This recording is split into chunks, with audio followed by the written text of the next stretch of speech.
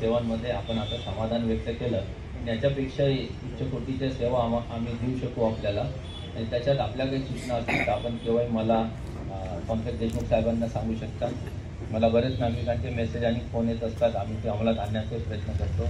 आमचंही लोकांचं काही चुकलं असेल तर ते आम्ही चुका दुरुस्त करत असतो। त्यामुळे एक चांगला समाज आणि पोलीस नातं निर्माण होईल, एक कम्युनिटी पोलिसिंग किंवा सहकार्याची भावना होईल। तसा हा भाग शांत आहे आणि तो यापुढेही शांत राहावा। जी काही थोडीफार गुन्हेगारी आहे ते नियंत्रणात राहावी आणि जास्त गुंड असतील त्यांना आटोक्यात ठेवून कायद्याचा धाक दाखवावा, असं मी सगळ्या अधिकाऱ्यांसोबत माझी चर्चा ऑलरेडी झालेली आहे। आपण इथे आलात आणि माझा सत्कार केला, त्या कौतुकाचे 2 शब्द बोलले, त्याबद्दल मी आपला व्यक्तिगत अत्यंत आभारी आहे।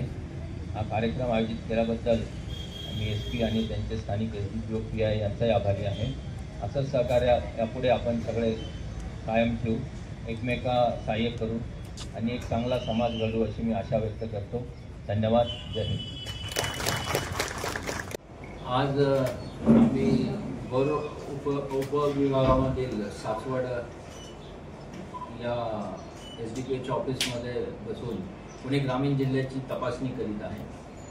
या कार्यक्रमाअंतर्गत या भागातील म्हणजे सासवड, पुरंदर, जेजुरी येथील नागरिकांना आणि पोलीस पाटलांना भेटणे, त्यांचे जे काही तक्रारी असतील किंवा अडचणी असतील ते आमच्यापर्यंत त्यांचं भेट घेऊन निराकरण करता येईल असा प्रयत्न करणे, या भागातील पोलिसिंग आणि पोलीस उपक्रम सामान्य जनतेपर्यंत कशा रीतीने पोहोचत आहेत, पोलिसांच्या सेवा कशा आहेत याची पडताळणी करणे आणि काय अडचणी असतील तर त्या दूर करणे हा उद्देश या तपासणी मागे आणि भेटी मागे होता।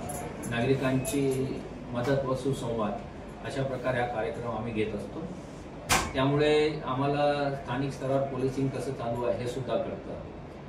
या भर विभागातील पोलिसिंगमध्ये सध्या आम्हाला जाणवत आहे की काही प्रमाणात आपला तपास किंवा आमचं डिटेक्शन आणखी आम्ही वाढवू शकतो। कायदा व सुव्यवस्थेची परिस्थिती या भागामध्ये चांगली आहे। विशेषतः गंभीर गुन्हे जे आहेत यामध्ये घट झालेली आहे। मालमत्तेविषयक गुन्ह्यांमध्ये मालमत्ता हस्तगत करण्याचं प्रमाण आम्हाला मात्र वाढवायचं आहे। त्यासाठी तपास अधिकाऱ्यांच्या कार्याला चालना देण्यात येईल।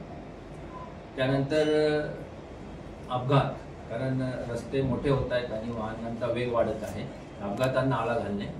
त्यानंतर वाहनांच्या चोऱ्या काही प्रमाणात वाढलेल्या आहेत, तर त्या वाहनांच्या चोऱ्यांना कसा आळा घालता येईल, त्याच्यावर प्रतिबंधक उपाय कसे करता येतील हा एक आम्ही ते बसून आढावा घेतला आणि त्याच्यावर उपाययोजना पुढील काळात करण्यात येणार आहे।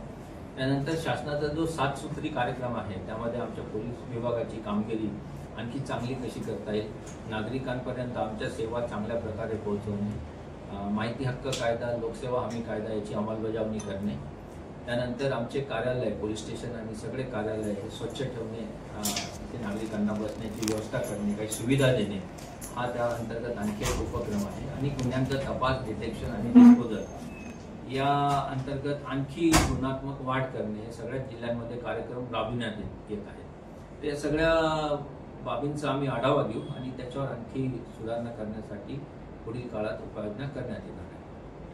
धन्यवाद। थोड्याच वेळामध्ये, कमी वेळामध्ये निरोप देऊन सुद्धा आपण सर्वांनी आवर्जून उपस्थिती लावली त्याबद्दल मी पुणे ग्रामीण पोलीस दलाच्या वतीने आपला सर्वांचा आभारी आहे। या कार्यक्रमासाठी अत्यंत व्यस्त शेड्यूल असताना पण आपल्या आदरणीय IGP सरांनी वेळ दिला, आपल्याशी सर्वांशी मनमोकळा संवाद साधला, त्याबद्दल मी खरंच माननीय IGP सरांचा मनापासून आभारी आहे। या कार्यक्रमासाठी आवर्जून उपस्थित राहिलेले आपले आदरणीय SP sir Shri Pankaj Deshmukh sir, तसेच बारामती विभागाचे additional SP Shri Ganesh Biradar sir यांचाही मनापासून आभारी आहे। आपण सर्वांनी शांततेमध्ये आणि पोलीस दलाला